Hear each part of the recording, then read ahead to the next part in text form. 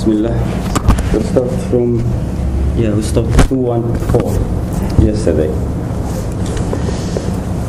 Bismillah. Said مسألة والرجال والنساء في كل ما ذكرنا سواء. He said man and woman are similar in this hukm, what you have spoken about yesterday. And they traveled for obedience or for disobedience is the same. And also travel which is neither obedience or disobedience. And long traveled, long journey or little journey, as long as it's called travel, of course, he says it's same. Say Burhanu Dhalik, the proof for that the Prophet ordered and his decision, and if he wanted to decide, if he meant a travel, only one kind of travel, he would have said it.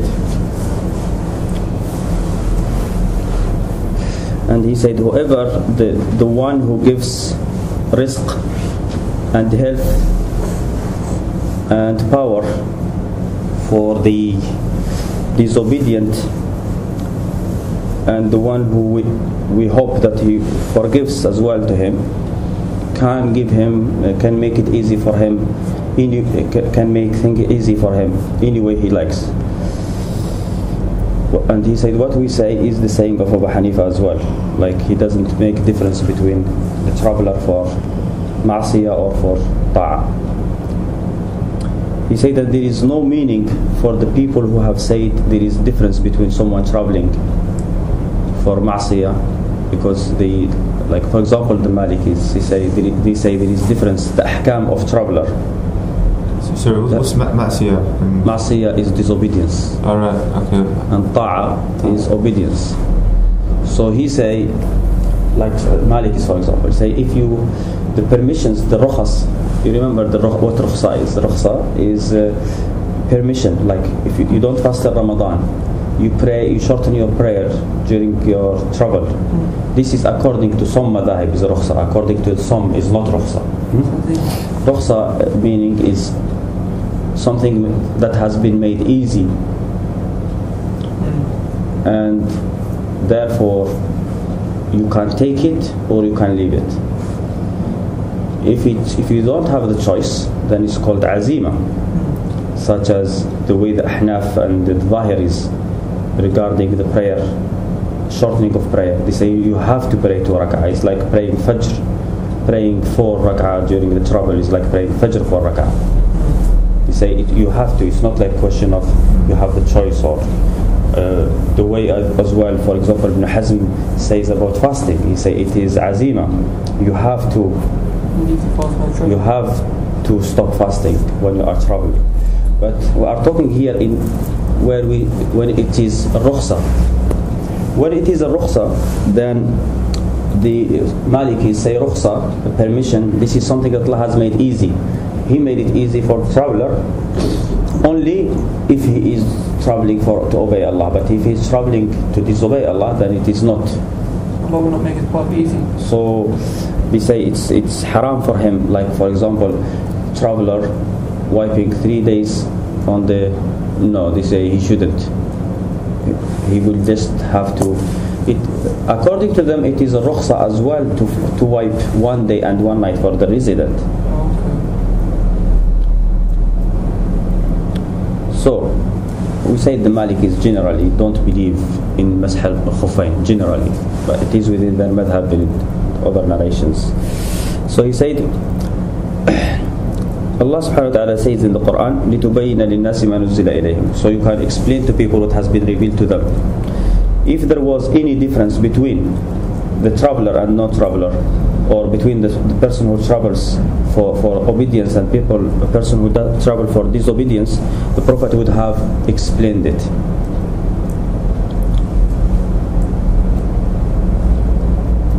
He said also, if we look from this is from the Quran, also if we think about it,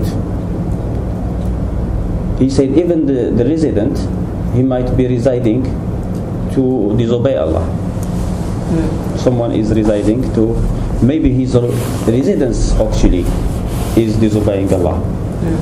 For example, someone who has parents somewhere else and they need him, they have nobody to look after them, and he has like property, they rely on him.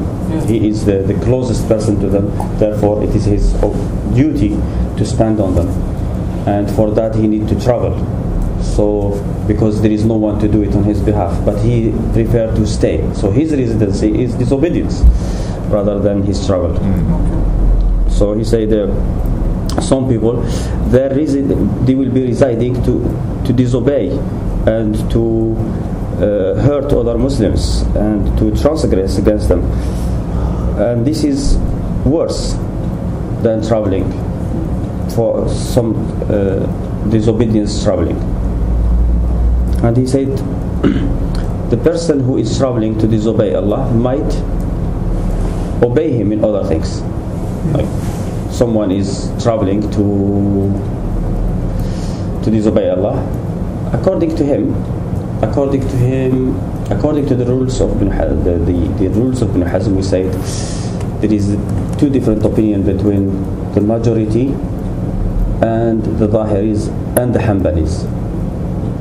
The majority say if someone is disobeying Allah while he is obeying him, his obedience is accepted and his disobedience will be against him.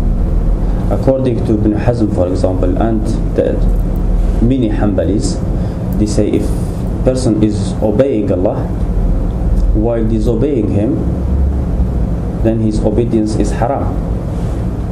His obedience is invalid. For example, someone is praying in a house that he has taken from someone by force, from a Muslim by force. They say he is praying, the majority say his prayer is fine, he should give back to the house, but his prayer, he has done what he has supposed to do. Ibn Hazm say this prayer is invalid, and many Hanbalis as well say the same thing. He say he is moving, he's going down and coming back, these moves are an act that he shouldn't do. How can these compensate for what he is supposed to do? Or for example, he is fasting and during his fast he is doing haram. So how can he be obedient? This day from Fajr until Maghrib he is supposed to obey Allah, and during that obedience he is disobeying Allah knowingly.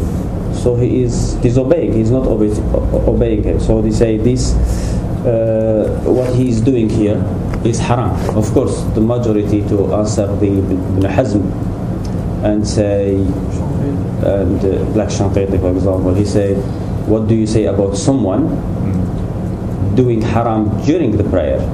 Like not someone during the prayer thinking haram. You understand? Deliberately doing, thinking haram, like in the prayer, not all what we say ma'asiyah is not disobedience, is not only something that you do with your hand or your mouth, you talk, or you can just in prayer you decide that okay, I wish this person is dead, or that this person has problems. This is envy, which is haram. So this is ma'asiyah. What it happens? Of course, if it happens, Ibn Hazm and the majority and the Hanbalis will say it won't break his prayer. They will say only an action, something that, like for example, carrying on your pocket money that you have stolen.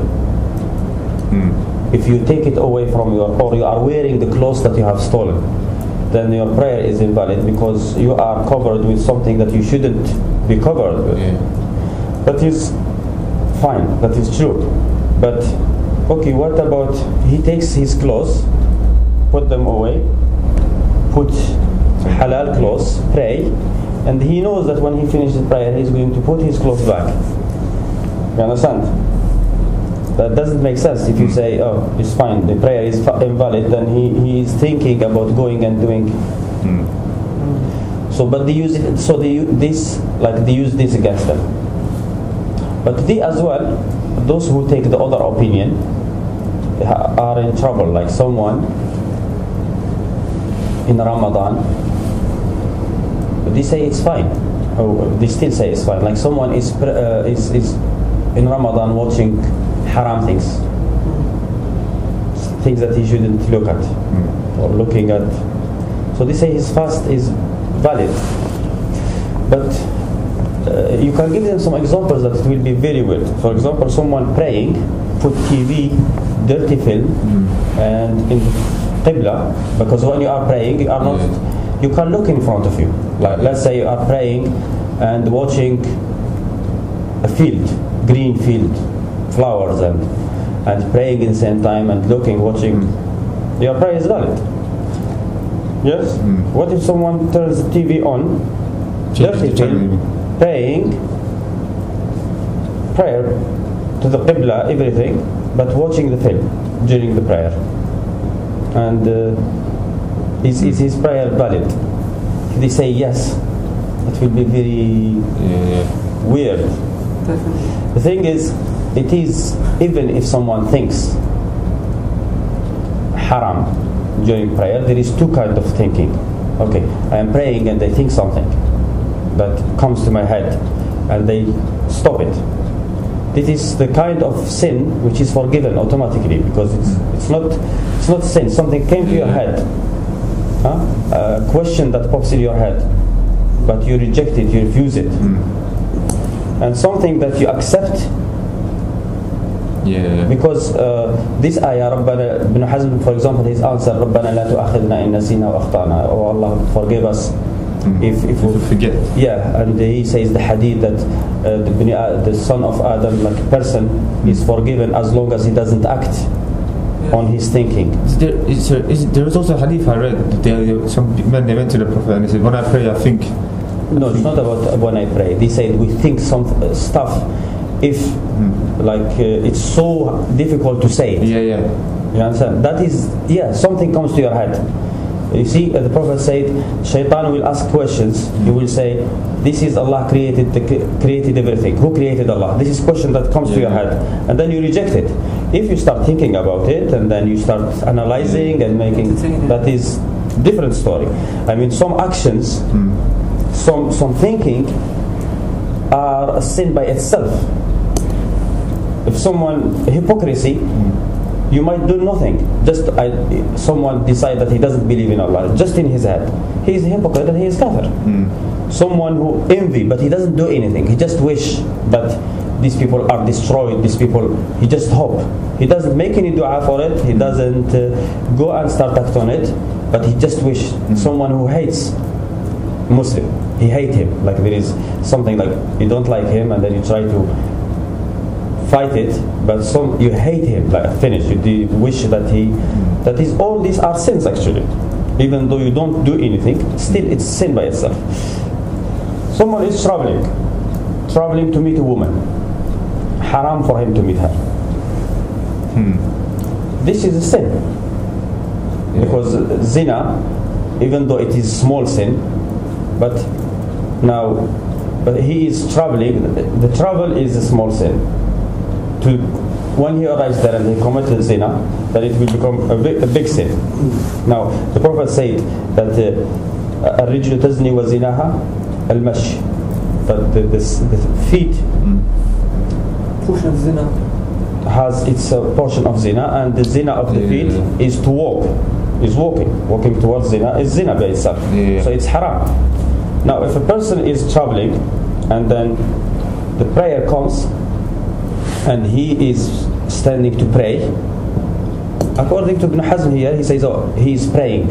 During his travel, during his sin, he is doing halal. He is doing obeying Allah by praying. This obeying of Allah by praying is still haram. His prayer is invalid.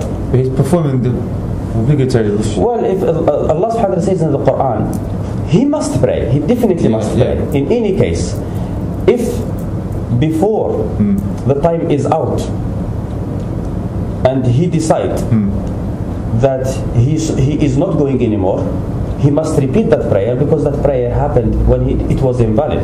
But the prayer can change his mind, make him change his mind. Well, that prayer might change his mind. If it doesn't change his mind, if he doesn't change his mind before the prayer, then that is not prayer at all. Because Allah subhanahu wa ta'ala says in the Quran, إِنَّ الصَّلَاةَ تَنْهَى عَنِ الْفَحْشَاءِ وَالْمُنكَرِ. If that prayer, if you are traveling to do something haram, and during the travel you don't stop, and doesn't make you think, if a person knows that his prayer is invalid, he must stop what he is doing. Yes. So you can translate the ayah. إن الصلاة تنهى عن الفحشاء. Indeed, the prayer forbid the evil, the shameful acts and munkar. Munkar is evil acts. I thought it wipes. Huh? I thought it means wipes. What means? Very Tenha. Let me get to any English.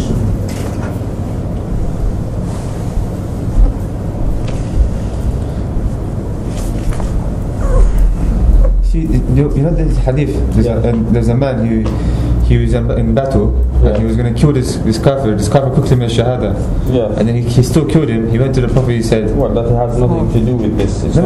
Hold on, he said he made shahada, but I killed him anyway. The Prophet said, you don't know if he prayed, because he said he only said shahada because he knew I was going to kill him. He didn't say did he prayed. He said, you mix a lot of hadith together. That hadith is hadith of one hadith is the hadith of Khalid ibn al-Walid when someone criticized the Prophet, and Khalid ibn al-Walid said, let me kill him. And another narration, Umar ibn Khattab as well said leave him because he might pray. I have been forbidden from killing those who do prayer. The other hadith that you are mentioning, hadith of Usama, when he killed him and people complained to the Prophet, and he said, you killed him after he said La ilaha illallah. What are you going to do with La ilaha illallah when it comes? But this is not here. Look at this ayah. He says, recite what has been revealed to you of the book and perform salat. Verily as-salah prevent from al-fahsha, sins, and every kind unlawful sexual acts, and al-munkar, disbelief, polytheism, and every kind of evil, wicked deed. That's in the brackets, Without the brackets is recite what has been revealed to you of the book and perform as-salah. Verily as-salah prevents from al-fahsha. Now he explain what fahsha is. Fahsha is great sins of every kind, unlawful sexual intercourse. And al-munkar is, between brackets, disbelief, polytheism, and every kind of evil, wicked deed. Fahsha is anything. Allah subhanahu wa ta'ala says, وَذَرُوا ظَاهِرَ الْإِثْمِ وَبَاطِنَهُ فواحش ما ظهر منها وما بطن. The fawahish, the apparent and the hidden.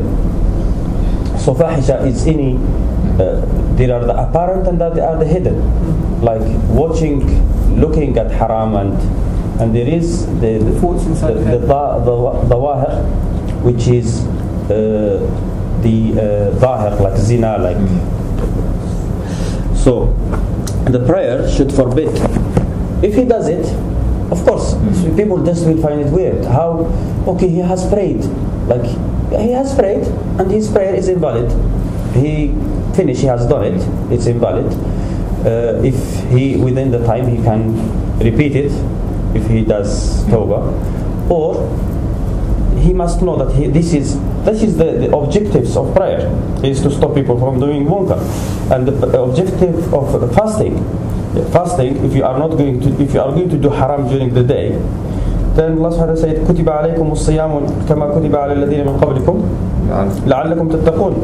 So you might achieve prosperity, by it. So it is. So he said, قد يطيع المسافر في المعصية. المسافر during the معصية, for معصية, he might do something good في بعض أعماله. وأولها الوضوء الذي, he said, and first of it is wudu, where he wipe over the socks. He said this wudu is obedience. So they forbid him from doing masah, which is an obedience. But they ordered him to wash his feet, which is also obedience. And they say this is meaningless. Like when they say, okay, you can't wipe, you can wash your feet. Say this is obedience, this is obedience. They forbid him from doing one. But they take it as a rukhsa, that's why, isn't it? Yeah, they say take it as a rukhsa. For them, the rukhsa, for the majority, rukhsa is a different thing. It's like making it easy for people. He said, if they say this is rukhsa and rahmah from Allah, he said nobody should stop anyone from the rukhsa of Allah, which is from the mercy of Allah without his permission. You understand? He said nobody should stop anyone from the mercy of Allah except someone who is ignorant, who says about Allah things that he doesn't know. And every trouble where prayer can be shortened, then people can do masah for 3 days and 3 nights. And where you can't shorten the prayer, then it's residence. And since it's residence, then he has to do wiping on the socks the way a resident should do. Okay, so that is 214. Then 215, he said, whoever does wudu and wear one of his khuf after he washes his foot, like the right foot, and then afterwards he washed the second foot and then put his khuf on it, then he broke his wudu, then he can wipe over them. Similar if he finished all his wudu and then put them together. Doesn't matter. We spoke a bit about this yesterday.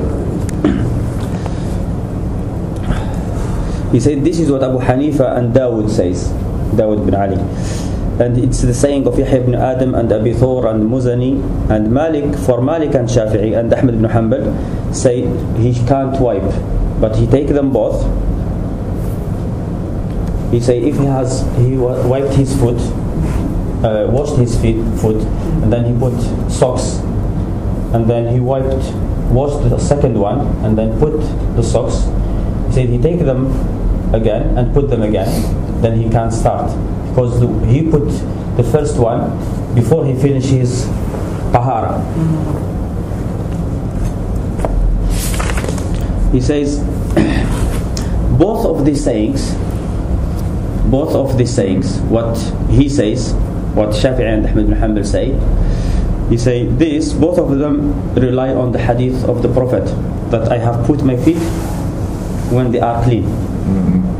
Both of them rely on this single hadith. He said, so we have to look which of these two opinions is more practical or more stronger regarding this hadith. Who is applying this hadith? He said, we looked and we saw whoever cleaned one of his feet and then put it in a socks or leather socks, he has not worn the two socks. He's just worn one. So, and he didn't put his 2 feet in the socks. He has only put 1 foot in the socks. The last one, yeah. And then when he finished with cleaning the second one, then he put the second one in the khuf as well. So, if he has done this, then he will not be lying if he says that I put my feet, both of them, when they were clean in the khuf. So basically they're trying to say, if I do say 1 feet, like I wipe 1 feet, I put a socks on, yeah, and then I don't wipe this one, but I put socks on. That's invalid. No. No, they're saying Yes, what invalid. he's saying. The second one is He say you clean the first one. Yeah. You put the socks. Yeah. And then you clean the second one. You Yeah. put the socks. Then you can say, I put my feet when they are clean. Yeah. But you can't. According to them, you can't do what the example I just mentioned.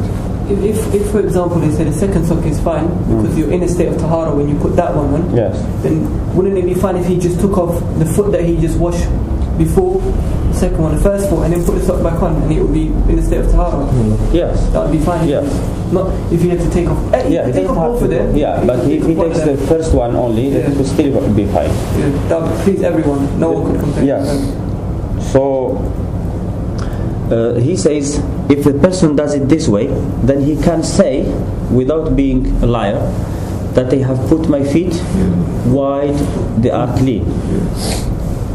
He said, as what Shafi'i says and Malik, if the Prophet meant what Malik and Shafi'i says, he wouldn't have said that.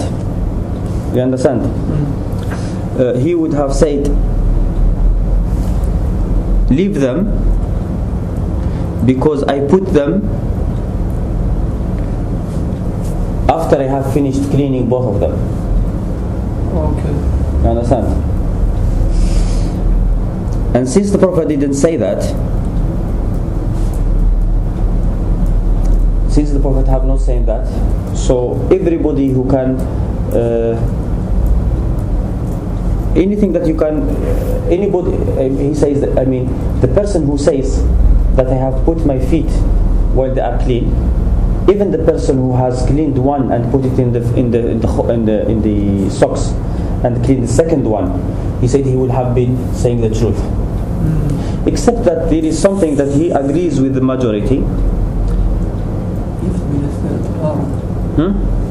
He's still not really got a good point there. I don't agree with it. He's not really. No, it's more than he has no any point here. Yeah. And He's contradicting himself. He is saying something here also. He says the person who has put. Sometimes this philosophy, it's like what we call just talking, trying to argue. He say, okay, someone has finished his wudu, he cleaned his foot, right foot, he put his socks, and then he put the second sock after he finished washing the second feet. He said now he is either clean or not. He said those people who say take your shoes and put them back, socks and put them back, he said we have never heard about something called purification, like taking socks and putting them back is called purification. He is either clean before or not. You understand? And the truth is nobody said that he was not clean before. Everybody say he was clean, and everybody say he is clean later. The only thing is say you can't wipe on because you didn't put them while. So sometimes you have to be careful about how they try to play with words and to explain to. The other thing is he says himself that like he criticized the majority sometime and say tahara can't be. There is no such thing as part tahara. It's full tahara. Hand in the face. You understand? If someone goes and does ghusl for janaba, for example, and wash half of his body, then he has not done ghusl. We don't say he has done half ghusl. Oh, he's done ghusl. You understand? He has done ghusl or not. So if he leaves any part of his body, then he has not done ghusl yet, and he must do it.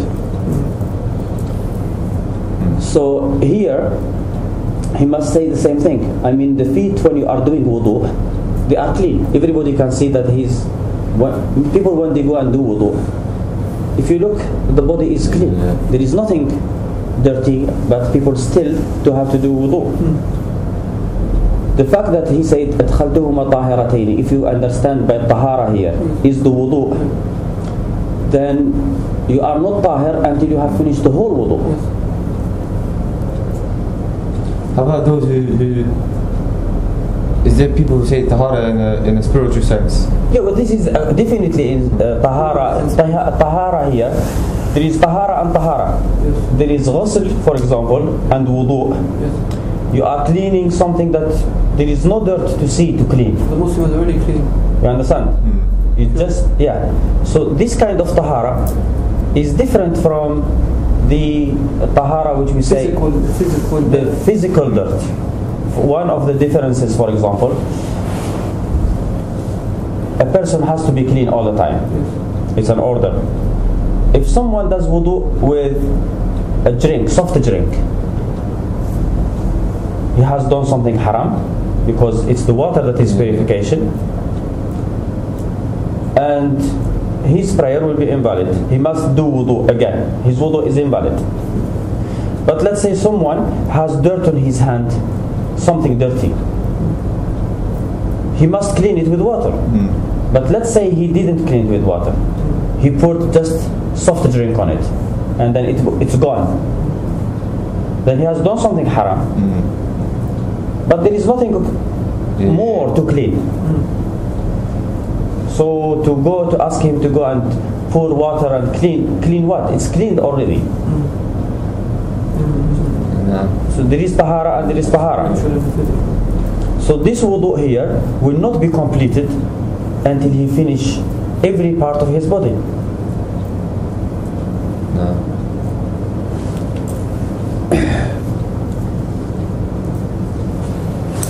So that is regarding the putting the khuf. But of course, tahara here doesn't really. Clearly, it doesn't look like it is the wudu anyway. Yeah. So 216 مسألة. He said فإذا كان في الخفين أو فيما لبس على الرجلين خرق صغير أو كبير طولا أو عرضا فظهر منه شيء من القدم أقل القدم أكثرها كلاهما كل ذلك سواء والمسح على كل ذلك جائز ما دام يتعلق بالرجلين منهما شيء وهو قول سفيان الثوري وداود وأبي ثور وإسحاق بن راهويه وزيد بن هارون. He said if the khuffain has a hole in it or it's broken, then by عرض or طول. This is طول, this is عرض. Vertically or horizontally. Yeah. So he said whether it is horizontally, vertically, or it is a small hole, a big hole, as long as there is something alteration worn. Like I mean, if you have, let's say, this was the design, the khuf. Yeah. As long as, for example, there is this part here left, and there is something to connect it here, even if this is broken all together, he said it's still fine. You can do wiping on it. That's from his mind. So he says, it says as long as it's. If he said as long as it's called khuf, you understand? As long as it's called khuf, but if he say as long as it's called khuf, or as long as you can wear it, or socks, then the Prophet didn't mention khuf or socks. We say you wipe whatever is covering the feet because of the ayah that says you understand. It's not like the Prophet said wipe on the khuf. But then we'd ask how much. Now if you say it is broken, is fine. Even if it's small, very small hole, then what is the limit? Exactly. Yeah? So what is the limit? And if you say the limit is like as long as you are putting something on your feet, you have a sock that right up to here, then it didn't cover the whole. You understand? And if it is possible to have a hole on the top of it, on the top, what about having it on next to the ankles, below the ankles? You understand? It's tricky business. How are we going to do it? Is anything to say? Well, probably those people who say if there is a hole altogether, any hole it has to cover everything. If there is, this is holes. There's holes everywhere here. No, there is not holes there. No, you know what? I think. Yeah, it's not a hole. That's something that you can see. It's not. That is something you can see. As long as it's wearable, you can wear it, and it does what it's supposed to do. Okay, that is. I don't think that there is a hole in that. I think. No, that is not. A hole. I mean, a hole is something that you can see the skin from. Technically, that means everything's got a hole in it. Yeah, no, but that's what I'm trying to say. I'm trying to say that you have to draw the limits. Then no, but there is no hole in that. As long as they can see your skin.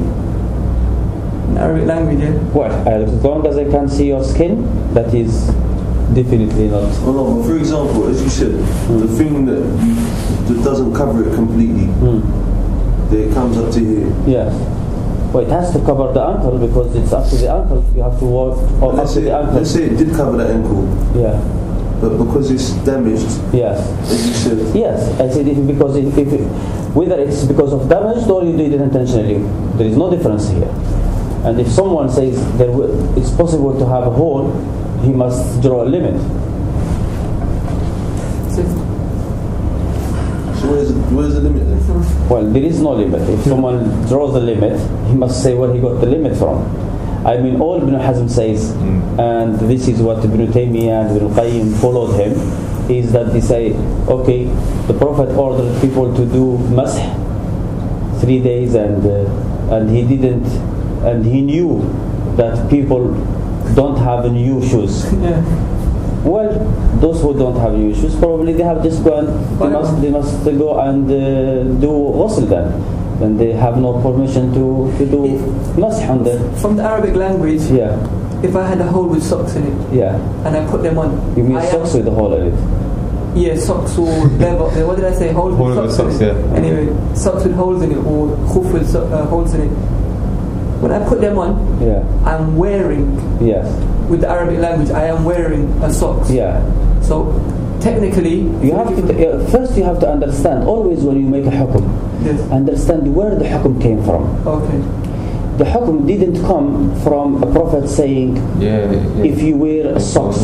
If the prophet said, if you wear socks, wipe on them, then as long as this thing is called socks, you do it. I understand. The hukum came from an ayah says, wipe over your feet. Yeah. So we say you wipe over your feet, no matter what you have on your feet, as long as it's not bare feet. Yes. Now, as long as you have something on these feet, yes, and so you will be wiping all the feet. Yes. You understand? I'm using an example. I'm not. Or if you say no, it can be wearing something, but even if there is a hole, it's fine. Then you have to say it's the limit. The limit. I mean, okay, someone wearing. What if someone is wearing sandals, for example? Okay. There is holes. Yes. Sandals. Yeah. It's holes, and the sandals which up to the ankle. Even if it's not up to the ankle, okay. There is a hole next to the ankle as well. I'm just saying. So do you wipe over the sandals? Maybe. If I have a strap that's over my ankles, but my ankle's showing, like there's a hole in the ankle part, it's covered, it's got a strap on top of it. Well, there is no strap on the top of it. That is a hole up at the top. Why? If there is, you are making here, you are saying, okay, you can have a hole in the middle, but not at the beginning. I'm not trying to say. What about having a hole in the toes, from the toes? Toes, yes. That is the beginning and that is the end. This is where you start the wudu, from here up to here. What about having this part cut? And having an extra piece coming out after. Just I want to talk about things that are necessary. So what if? So that is the same thing. Let's say what he says now. He says, this is the saying of Sufyan al-Thawri, Dawood bin Ali, Abi Thawr, Ishaq bin Rahawi, and Yazid bin Harun. They say it doesn't matter if there is holes or not. Okay. Abu Hanifa said, if in one of the khuffain there is a small, there is a cut, horizontal. Yeah? Horizontal is this. Horizontal. Yeah, it's not a question of ard. Yeah. Horizontal. Then from every cut you can see 2 fingers or less. Then it's fine to wipe on the khuf. So if there is 1 hole or 2 or 3, but every hole you can see less than 2 fingers, it's fine to. Abu Hanifa this kind of things that you just read them and love. He said, but if one of them you can see more than 3 fingers or similar, equal to 3 fingers, something which is similar to 3 fingers, then it's not permissible to wipe over them. But if the cut is vertical,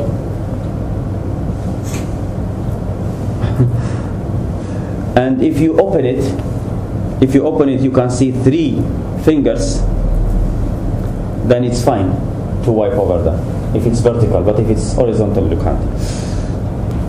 These kinds of Abu Hanifa have these things a lot, like if a rat falls into well, then the water becomes dirty. The remedy for that, take 1 bucket. If it's cat, you have to take 3. If it's chicken, you have to take 3 to make it clean. If it's sheep, 10. If it's a dog, 20. If it's a camel, the whole. If it's human being that falls in, then the whole. If it stays there like 1 day, you have to take so much. If it stays 2 days, it's like you don't know how he works it out. If there's no need to back it, then of course it should be dismissed. Malik said, if Malik never gives, normally doesn't give limits. Malik said if it's small, always he says sabak something. If it's small and it's big, he say Malik say if the cut is small, you can't see the foot from it, then it's fine. You can wipe. If it's big, then you can't. If it's very big, if the cut is very big, then you can't. He said either in 1 foot or in both of them. Al-Hasan bin Hayy and Shafi'i and Ahmed, he said if there is a cut but you can't see the feet, then you can wipe over it. If you can't see nothing, if you can't see something, if you refer to damage here, it damaged, but you can't see nothing. Not fully split yet. Yeah, it's split, but no, I mean you can't see the foot. This is acceptable. I think the opinion of Hasan bin Hayy and Shafi'i and Ahmed is like, okay, it's cut, but the feet is covered. It's not a question of being cut or not. It's a question of the feet is covered. No. You understand? The Hasan bin Hayy say, he says if it's cut, the khuf is cut, but there is something underneath, like socks, then it's fine. If that's understandable. I mean, if the cut, even if you can see through it, but let's say someone wearing khuf, but under the khuf there is jawrab, there is socks, then it's definitely fine. Treat both of them as one. You don't have to have one piece covering the feet. There is nothing to say it has to be one piece. Awza'i say, if the cut, you can see something from the feet, you have to wipe the feet and wash the part that you can see.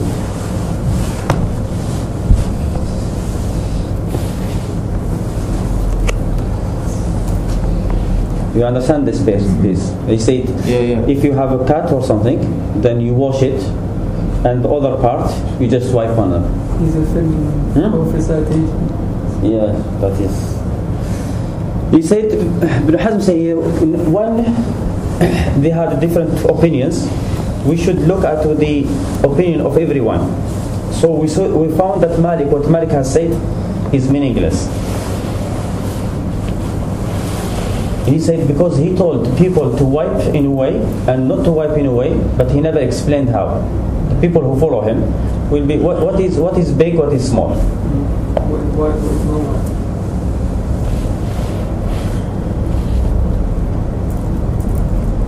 And he said this is like a person who come to ask for fatwa and you give him this question.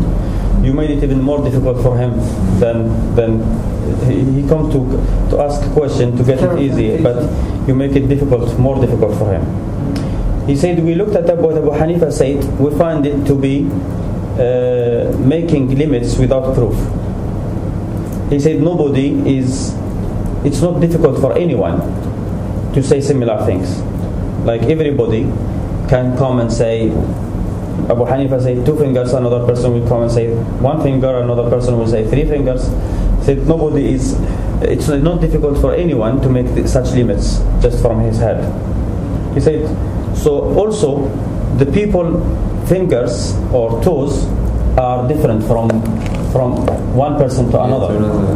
Yeah. So I said even the same person toes, one is bigger than the other. So he didn't explain which one we have to take into consideration.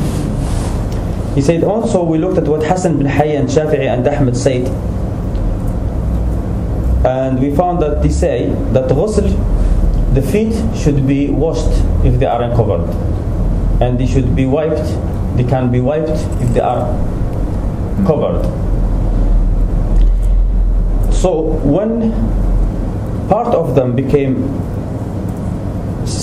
can be seen, part of these feet can be seen, so part of what should be wiped has been uncovered. So, and you can't do ghusl and masah in the same time. So they have to take it off and do ghusl. He said, Ibn Hazm said, whatever they said here is right, except they're saying that if part of the feet has been uncovered, it has to be washed. This saying is wrong, and we don't agree with them because there is nothing in the Quran and Sunnah that shows it's right. But the truth here is what the Sunnah have said, and the Sunnah explains Quran that the feet that are covered, or the feet that are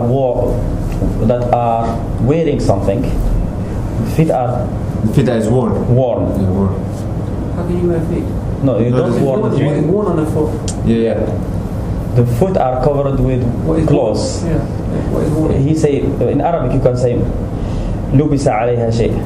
Yeah. Has been worn on. Yeah, that's it. He said then the Sunnah shows that the feet that are uncovered with something, the feet belongs to has worn something on them, should be wiped. So you wipe over the feet that there is something on them. So this is the Sunnah that came with, because Sunnah came with this. This is because Ibn Hazm always take the Sunnah, the action of the Prophet, as wahi by itself. Even if when it's hadith like Ibn Abbas says, yes, the Prophet made it instead of saying the Prophet said. Yes, no, it's not that only. When he says the Prophet have done something, for Ibn Hazm this is the Sunnah, this is religion. So for him, this is like the Prophet. This mistakes occurs from this. When he says that he doesn't take the masah that it is taken from Quran. He say Quran, the masah is taken from the Sunnah of the Prophet. The Prophet did it. Okay. He actualized it. Yes. He doesn't say the Quran. He say the Quran didn't speak about masah at all, according to him. Okay. According to him, he say the Quran, the ayah that mentions masah is abrogated. Okay. He say at the beginning, the ayah says masah, but since the Prophet was washing his feet, that ayah is abrogated. You understand? This is the saying of Ibn Hazm and Tahawi as well. Okay. Could he just say it's partly abrogated because one of the recitations rather than the other one? No, he say it can't be. According to Ibn Hazm Arabic, he says that recitation doesn't mean wiping at all. Washing. The washing recitation. Does it mean washing? Ibn Hazm, there is 2 recitations. One that says washing, one that says wiping. Ibn Hazm say the recitation that say washing is abrogated. Wow. You understand? Why didn't he say the other way around, which would make sense, that the wiping one is abrogated rather he says the wiping one is abrogated. Okay, so he says the Quran, all the narrations of Quran, whether the one that says arjulikum or arjulakum, it means wiping. It doesn't mean washing. Okay. You understand? Yeah. He say because the fact that there is between washing your face and washing wash your faces and your hands, and then it mentions wiping later on, that it's not possible according to his understanding of the Arabic language that this is the feet can be washed, the feet should be wiped. You understand? And then he says and people should wipe their feet if it was only for this ayah. But because we saw the Prophet washing all the time, that abrogated this ayah. So it's not fine to wipe over your feet. And we do wiping over the socks is only because of the sunnah. You understand? That is his way of understanding things. That is his saying, and before him it's Tahawi as well.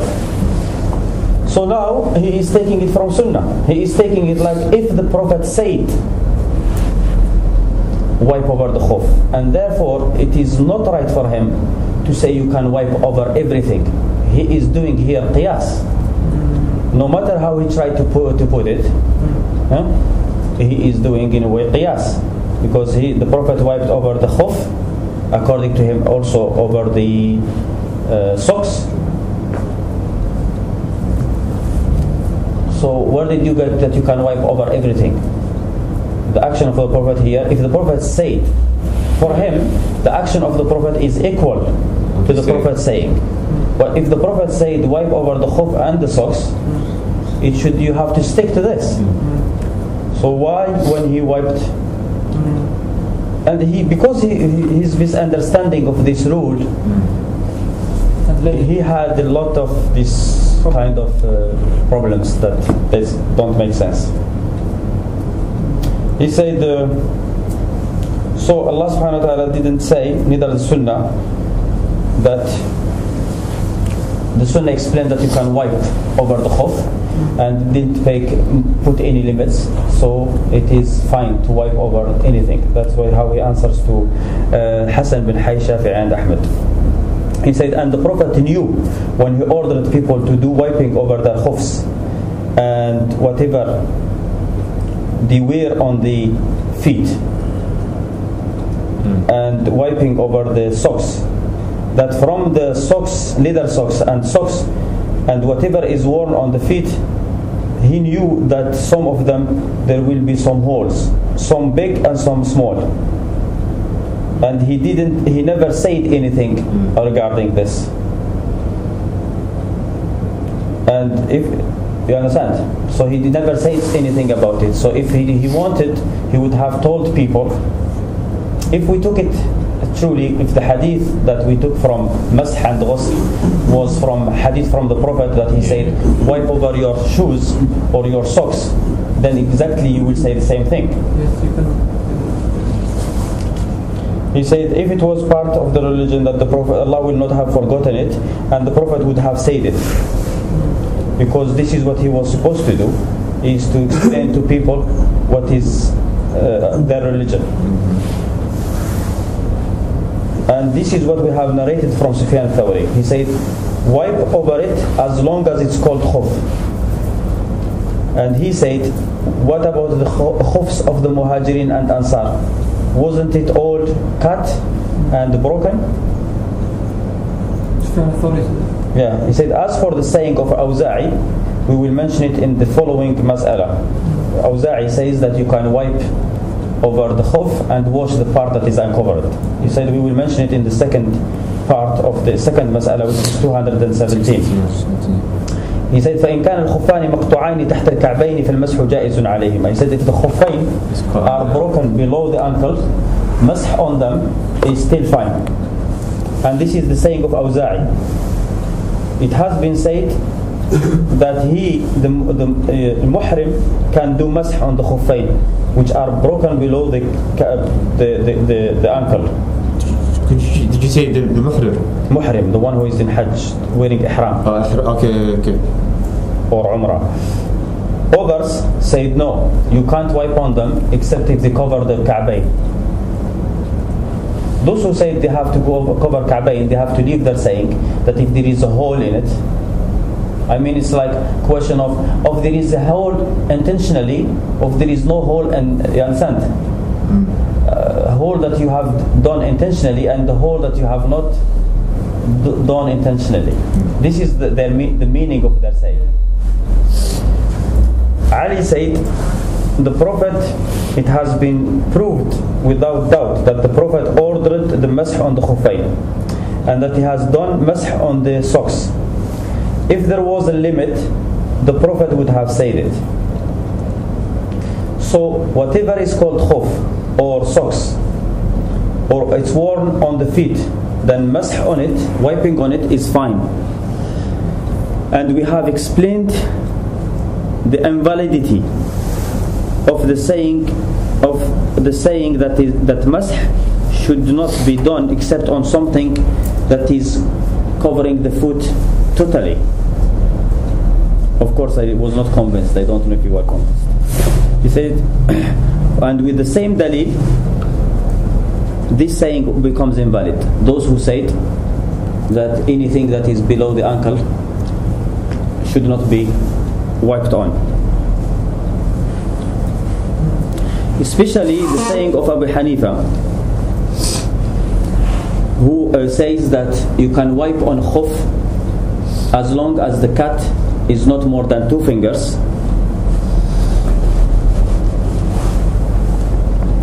He should also say that if the part of the ankles that is shown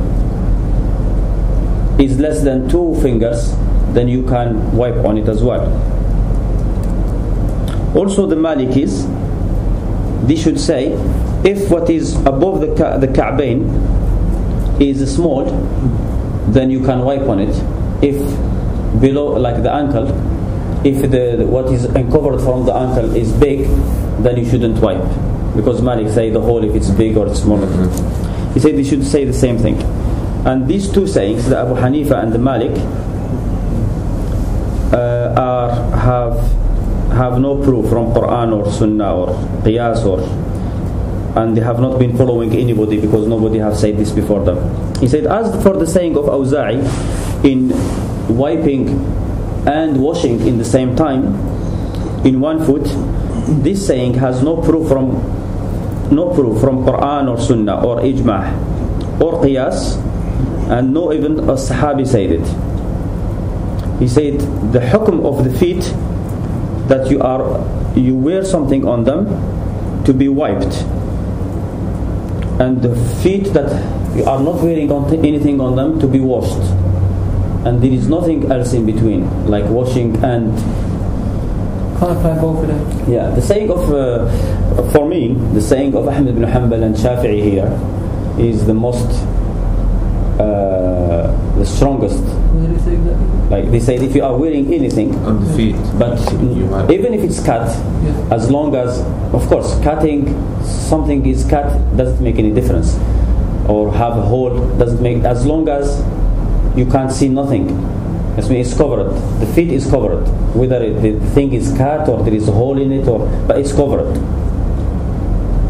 Okay. You understand? So they say as long as the feet is totally covered. So you don't see the skin of the foot? You can't see the foot. That's it. Yes, you can't see the foot. You can see it? You can't? You can't. Okay. As long as you can't see the foot, okay. So the foot, you can wipe it. If you can't see the foot, then you have to wash it. Yes.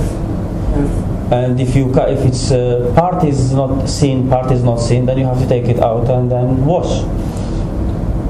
Don't you think this is the strongest opinion?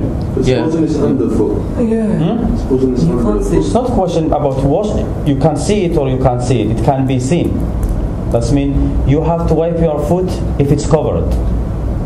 This is what the Quran say: wash and wipe. Where the Prophet saw the feet of the people, he said, "Waylun al-aqab min an-nar." When the people have the bare feet, and he saw them wiping on their feet, he warned them. You know the Mufassirin, like Ibn Kathir, what do they say on this verse? Like on this particular verse, do they just explain it the way it is? Yeah, they say the verse that says wipe over your feet. Yeah, they say this is atf on the face and the hands. Yeah, Ibn Hazm is strong in Arabic, but doesn't mean every person has his own, sometimes own mistakes that where he contradicts the majority. Arabic language is to be taken from the majority. As long as you don't see, when we take Arabic language, we take it from the Arabs, where people have different opinions. Sometimes you have to look. The majority are more likely to be right, except where the majority have taken it from have been following each other. Like one person says something and everybody follows, and we say like, okay, 2-3 people have contradicted them. Now it's not a question of you have 100 against 3. Probably is 3 against 100. 3 against 100 means 3 against 1, because the 100 have been following one person without proof. So you have to look at this here. Sometimes these people of the Arabic language as well, they will take something based on Quran, based on Sunnah, based on Hadith Da'if. You understand? They will explain a word based on Hadith Da'if. This is also something that you don't accept, because it will go to... Yeah, so I think that... Yeah, I think you can't find any limits, so we're stuck with no holes in the socks. You can't see the feet, basically. Yeah, because if you have the feet uncovered, don't you? Yeah, no, well, you can't draw limits. But suppose I don't apply it. I'm wiping over. I'm wiping over. How? Let's say I only apply it to where I'm wiping over. No, when you wipe, you have to wipe the whole foot, not part of it.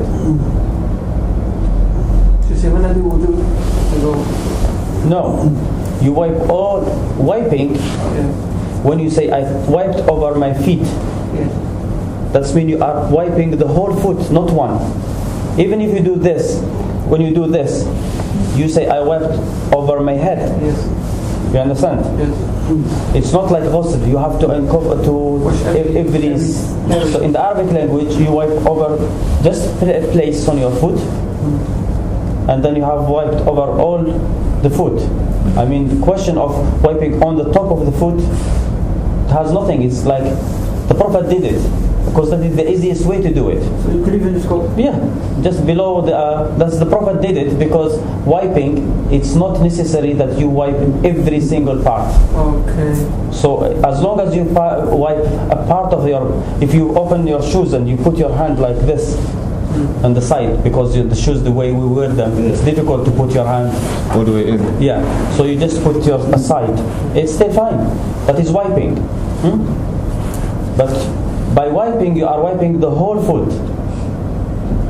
Okay, suppose I had one sock on that had a hole in it. So I wiped over the sock that didn't, and I took the other one off and I washed it. And you wash it with wash one foot. Yeah. The ayah that says, you see, there is one ayah and there is one ayah. One ayah say wash, and then one ayah say wipe. So I'm applying both of them. Yeah, possible. That is like mixing and matching. Allah ordered someone who is doing wudu to wash, to do it in a way. That is one way. And He ordered him to do it in another way. That is another way. You shouldn't take part from here and part from here and mix them, and that is the third kind of wudu. Not necessarily, because you said that we could take both. You have to apply both. Yeah, you have to apply both. So you use this one, you take this one and this one. You use this one or this one. Not to use part of this one and part of this one. But where does it say that though? No? Where does it say that? No, there is an ayah that say wash. I know. Yeah. Where does it say that, what you're saying? That you can't. Why must I apply it the way you're saying? You didn't obey either of these ayat. Yeah, I obeyed both. No. You take it. You had to take one completely. No. I think. You disobeyed the first ayah that say wash your feet together, because the first ayah say wash your feet. Yeah? That's mean your feet, both of them. You didn't apply it.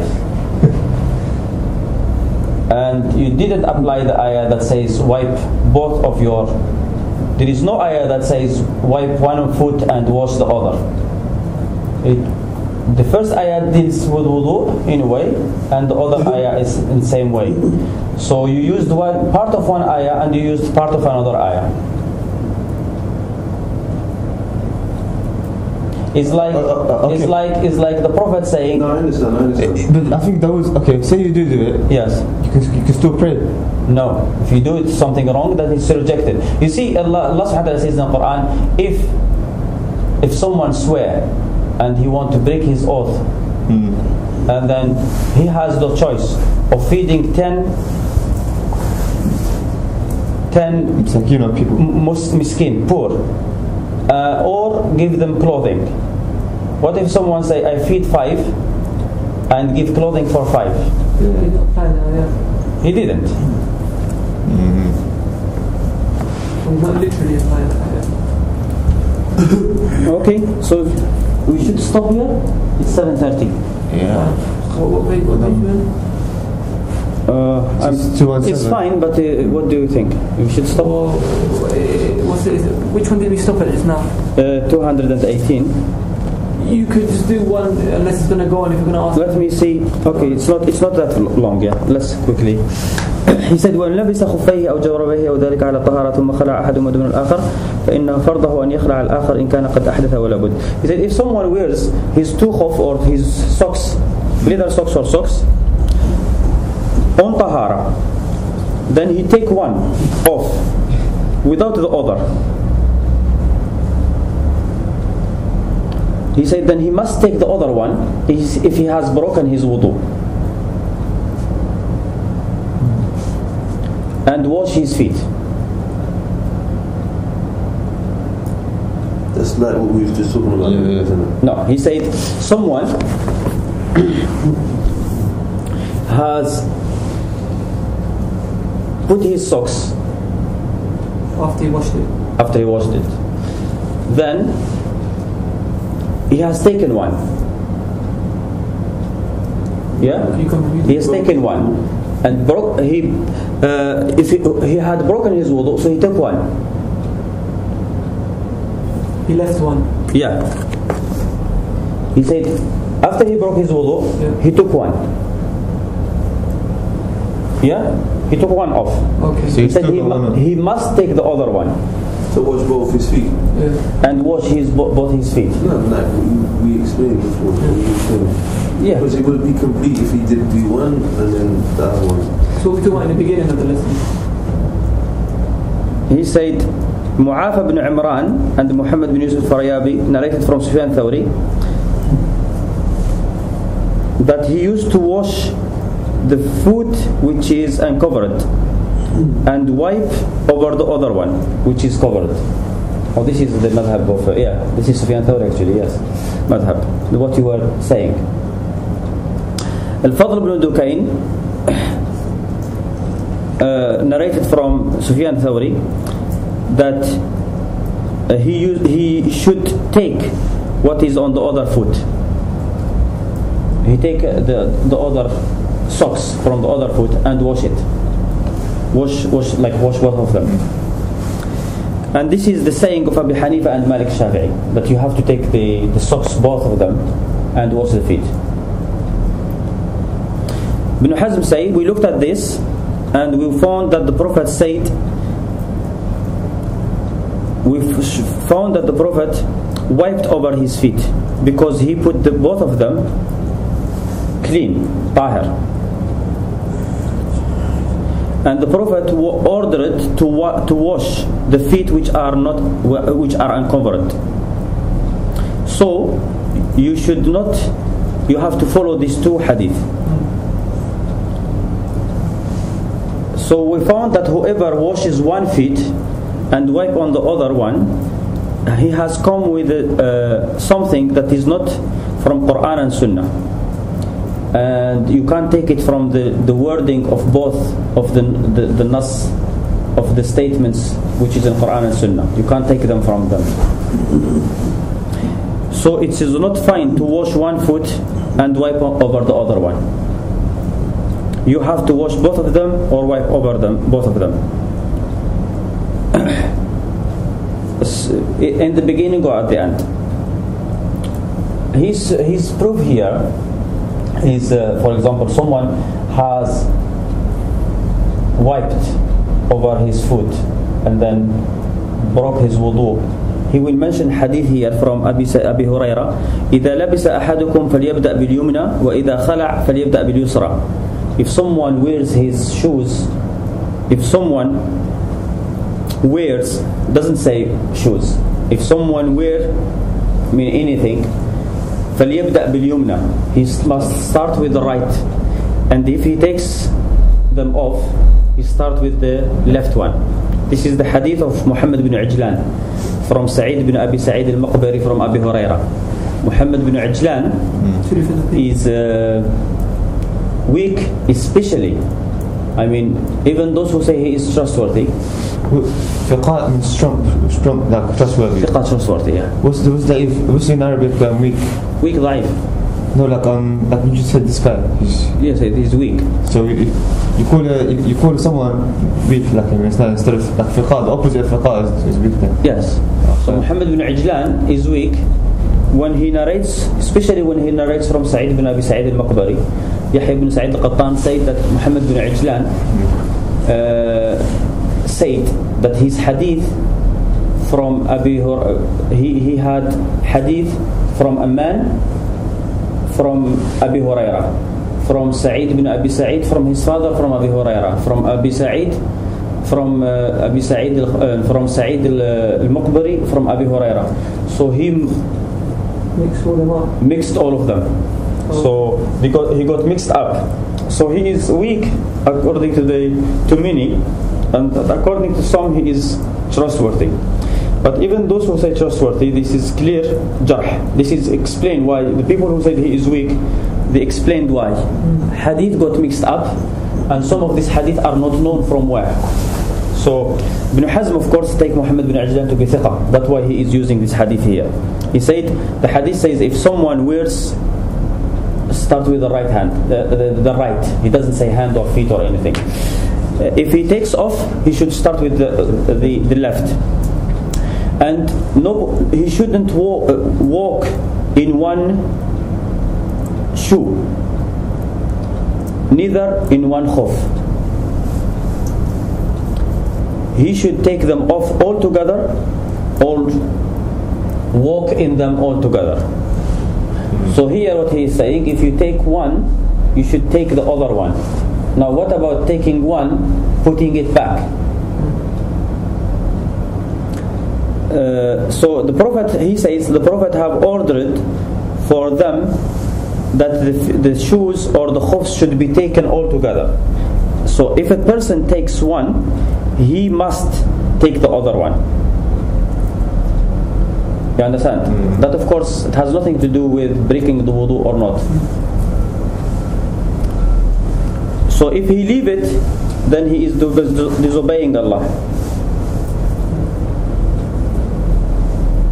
He said but if he has like a problem in his foot and he can wear one, he can't wear another one, that is no problem. That is so he can, like a person can't have problem with his one foot, or someone has no foot at all, or he has only one. That person has of course the choice whether to wipe on one or not, or to wash it, because he has the second foot, whether it is there or it's not there, he can't neither wash it or wipe it. That is different story. let's say a person has a foot that he can't touch with water, and there is always bandage on it. That bandage is necessity. So the first foot, the first which is fine, he can either wear on it or not wear in it. It's up to him. So if he wash it, he doesn't have to do anything on the bandage, because he is washing his foot and he can't wash the other one. But if he is wearing something on the second one and he wipe it, he wipe on the bandage as well. Okay. So the hadith that he mentioned here with this isnad is daif. Now this is two different hadith. Muhammad bin Ajlan put them as one. Okay. The hadith which is in the first hadith, if someone wears something, he starts with the right hand, with the right, and if he takes off, he starts with the left. This is hadith which is in Bukhari and Muslim, narrated by Abu Hurairah, narrated by trustworthy people like Al-A'raj and Muhammad bin Ziyad. They said if someone wears his shoes, not shoes, any shoes that is not covering the ankle, like a na'al, below the ankle, that is what we call na'al. So if someone is wearing his na'al, he should start with the right. If he takes it off, he should start with the left. That is the hadith, one hadith. And the other hadith says that nobody should walk in one na'al as well. He either walk in both of them or take both of them. Something similar to this, what Muhammad bin Ajlan said regarding nobody should walk in one na'al and khuf. You see here he said na'al or khuf, and khuf and na'al are different. The Prophet said someone muhrim wearing ihram, he shouldn't wear khuf, he should wear na'al. And if he can't find the na'al, he should take his khuf and cut it below the ankle. That really makes it. Yes, hadith is the hadith of Ibn Umar in Bukhari and Muslim. This is the main hadith about what to wear in Hajj. Isn't another hadith the Prophet started everything he did started right? No. The Prophet used to like to do things. Yes. This is an action, it's not. Yes, they used to like that. Okay. It's not a question. So here the second hadith which says that nobody should walk in na'al and khuf, one khuf or na'al, he should take them, both of them, or take. This hadith is not this way, except the narration of Muhammad bin Ajlan, where he contradicted Al-A'raj and Muhammad bin Ziyad. There is a similar hadith in Muslim as well from Abu Zubair, from Jabir. He said the same thing as na'al and khuf as well. But Abu Zubair from Jabir is not, he is mudallis, unless Layth ibn Sa'd narrates from him. Then, but this, the hadith in Muslim is not narrated by Muhammad from Layth ibn Sa'd. It's narrated by Zuhair ibn Muawiyah only. So that hadith, the hadith is dealing with na'al only. Okay. And if a person takes off his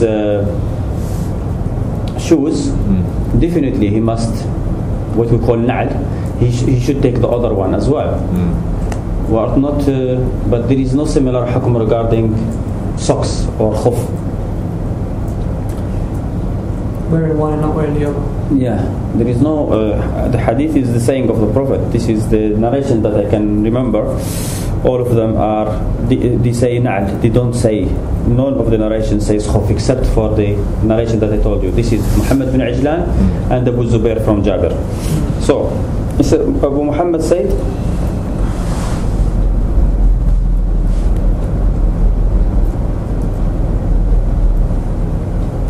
he said, some of these people who say the same thing that we say, that you shouldn't wipe on one and you shouldn't do masah on the other, that some of the people who say exactly that, like Ibn Hazm, that you shouldn't wipe on one and wipe on the, wash in one and wipe on the other one, they use this argument. Some of them use this argument. They say, since it is not right to do ghusl on one foot and wipe on another, ibtida'an, at the beginning, before you at the beginning of the wudu. Wash one, put on the socks. I mean, wash one, put the socks and wipe the other one. Yes. This is at the beginning. He said since this is invalid, then it's invalid to do it later, like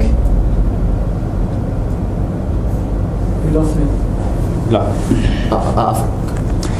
someone has done wudu. Yes. He didn't complete His feet washing. his feet washing. Yes. No. Someone, concentrate with me. Okay. Someone has done his wudu. Alright. Let's say he did this wudu, the beginning of his wudu is this morning. Yes. He just before Fajr. Yes. No, he has still have one day, full day to do it. Yeah, I understand. So what he did, he had wudu, now he lost his wudu. He was in Tahara as well in the beginning. Someone has done wudu Okay, yeah. Khalas. and then put his socks. And then he took one off and he lost his wudu. Okay. If he didn't take it off, he could have wiped over them because he has still have one day and one night. Yes. But now that he took one, the other madhahib say, including Ibn Hazm, say he must take both of them. Yes. You understand? Yeah. Because if he since he has no proof, you understand? Yeah. He has no proof because if we say, okay, why should he Has to wash. take off the second sock? He took one. He just have to do wudu now. I mean, the first socks he put it when he was in state of wudu. Yeah. Right. Then he will say, okay, the reason here is you can't do one and one. You can't wipe over one because the second one now he has not worn it while he is in state of wudu. Yes. So he must first take the first one, wipe, wash, and then put the second one to complete his wudu. Other than that, he will have to wipe one, wash the other, and you understand? And then to explain his point, he said that the Prophet said if you take one, you have to take the other. Because you shouldn't... Yes, from the hadith of Abu Hurairah. And because the hadith doesn't mention... The hadith of Abu Hurairah doesn't mention khuf, mention na'al anyway, except this narration of Muhammad bin Ajlan. Muhammad bin Ajlan, according to him, is thiqa. He is thiqa and mudallis. He is weak and mudallis actually. You understand? But there is another narration which is in Muslim. Yes. He didn't mention it just because he knows that Abu Zubair is a mudallis. You see, he considered all the hadith that Abu Zubair narrated from Abu Jabir to be weak. And always he considered it, except one time he took it. I think he was stuck or something. So, so this is his argument. Do you understand this point? Yeah. But if he holds that he has to stick to it. Of course. Mudallis means weak. Mudallis is someone deceptive. You see, Mudallis is this one. Someone, Sufyan Thawri, he has his teachers. Everybody... His teachers, not his students. His teachers. Yeah. What he does, his teachers will tell him, he for example, he narrates from Abu Ishaq Sabi'i. But sometimes he misses. He doesn't know all the hadith of Abu Ishaq. Sometimes he is not there, and someone tell him Abu Ishaq said so and so. Now, for him, it's question of, according not him only, according to many, the tadlis, most of the tadlis is with the tabi'in and atba' tabi'in. Afterwards, tadlis have stopped. For them, for some time, many times is for this reason. It's very difficult for me to say, oh, a person who is like my son age, I will say he told me. Like it's difficult for these people. So they will do tadlis. Okay. You understand? Like Ibn al-Mubarak is considered to be a student for Sufyan Thawri. He say, I will tell Sufyan Thawri hadith and then come back and find him doing tadlis. Tadlis is this. Like Sufyan Thawri and Shu'bah are equal. They narrate both of them from Abu Ishaq Sabi'i. Now, Abdullah ibn Mubarak will hear hadith from Shu'bah. And then say to Sufyan Thawri the hadith. Sufyan Thawri, instead of saying Abdullah Mubarak told me that Shu'bah told him that Abu Ishaq Sabi'i, he will cut it short. Just say, Abu Ishaq Sabi'i said. People will think, okay, Sufyan Thawri, Abu Ishaq Sabi'i, he is always with him, so he definitely heard it from him.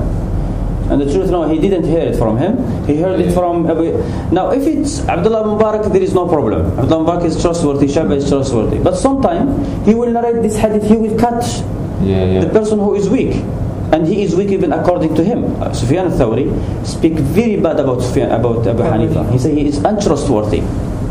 And then he narrate hadith like this. He narrated hadith, he said, Abu Razin from Ibn Abbas. And someone asked him, did you hear it from Abu Razin? He said, no, Abu Hanifa told me. And he says Abu Hanifa is untrustworthy. So such person, Sufyan Thawri, Hassan al-Basri, Abu Ishaq Sabi'i, A'mash, Qatada, these people are not to be trusted when they don't say Haddathana. Okay. If they don't say I heard the hadith, you don't listen to them. Like Abu Zubair here from Jabir, also his tadlis has been established. He gave Layth ibn Sa'd a book with hadith in it. He said, narrate this from me from Jabir. Okay. Now, Layth ibn Sa'd took the book and said, you heard all of this yourself? He said, no, some of it I heard it myself, some of it some other people told me. So, any hadith that is from Abu Zubair, from Jabir, you don't know which one he heard unless he say, I heard it. Or Layth ibn Sa'd, if Layth ibn Sa'd narrate from him, that's fine. Because he said, I asked him, can you mark the hadith that you heard yourself? He said he marked them, so they are the hadith that I have now with me. Okay. So he didn't take any. He extracted because when he marked them, of course he gave him the book to write from it. So he said every hadith that he gave me, I took only the ones that he marked.